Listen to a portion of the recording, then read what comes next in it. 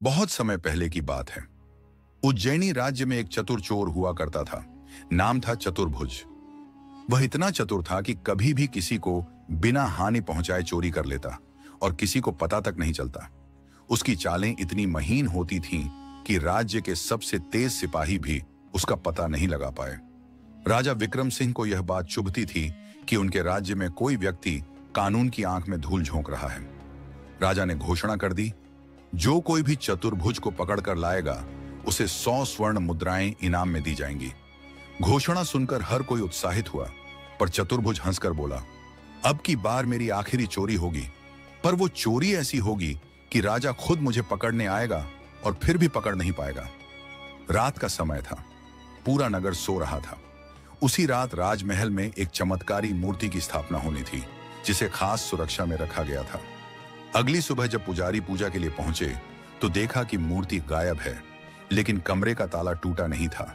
पहरेदारों को कुछ पता नहीं चला और जगह जगह एक ही पंक्ति में एक श्लोक लिखा था, जहां न्याय मौन हो वहां चोर भी भगवान बन जाता है। राजा आगबूला हो उठा। उसने सैकड़ों सिपाही नगर में तैनात कर दिए, मगर चतुर्भुज जैसे जमीन में समा गया हो कहीं नहीं मिला।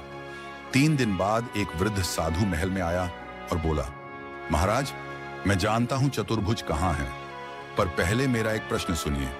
अगर कोई चोर चोरी करके उसे मंदिर में भगवान के चरणों में रख दे तो वह पापी कहलाएगा या भक्त? राजा कुछ सोच में पड़ गया। जवाब देते हुए वह बोला, अगर उसका इरादा सच्चा हो तो शायद वह पापी न होकर पश्चातापी भक्त हो सकता है। तभी साधु ने अपनी दाढ़ी जटा खोल दी और सामने खड़ा था। चतुर्भुज, महाराज, मैंने मूर्ति नहीं चुराई, उसे सिर्फ बचाया।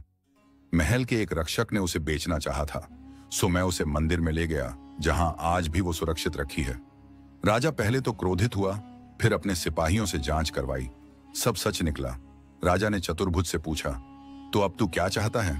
चतुर्भुज बोला, अब मैं बस शांत जीवन चाहता हूं, किसी की नजरों में चोर नहीं, एक ईमानदार नागरिक बनकर। राजा ने उसे क्षमा कर नगर का रक्षक नियुक्त कर दिया, एक चोर जो अब चोरों का शत्रु बन चुका था। नगर में शांति थी। चतुर्भुज अब नगर का रक्षक था।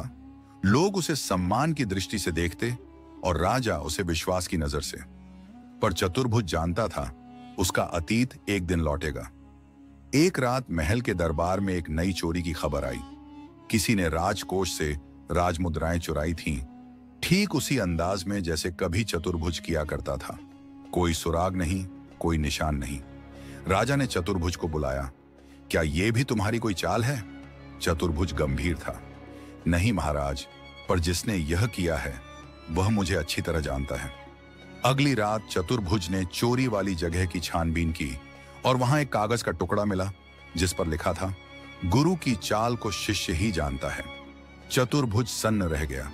ये कोई और नहीं, उसका पुराना शागिर्द कनक था, जो कभी उसका सबसे तेज पर लालची शिष्य था, जिसे चतुर्भुज ने खुद ही त्याग दिया था। अब चतुर्भुज को वही चालें कनक को पकड़ने के लिए चलनी थी जो वह खुद कभी चोरी के लिए चलता था। यह लड़ाई सिर्फ न्याय और अन्याय की नहीं थी, यह लड़ाई अतीत और वर्तमान की थी। अगली कई रातों तक चतुर्भुज और कनक के बीच चालों का खेल चलता रहा, कभी जाल, कभी माया, कभी भ्रम।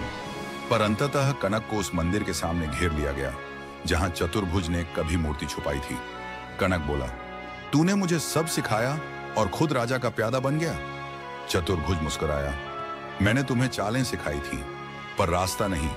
अब समय है कि तुम भी खुद को बदलो, जैसे मैंने बदला। राजा ने कनक को कारावास में डालने का आदेश दिया, लेकिन चतुर्भुज ने विनती की, महाराज, मैं जानता हूं यह बदल सकता है, इसे एक मौका दीजिए। राजा ने चतुर्भुज के भरोसे पर कनक को सुधार गृह भेजा और इस तरह चतुर्भुज न केवल एक रक्षक बना, बल्कि एक शिक्षक भी, जो दूसरों की चालें पहचान कर उन्हें रास्ता दिखाता था।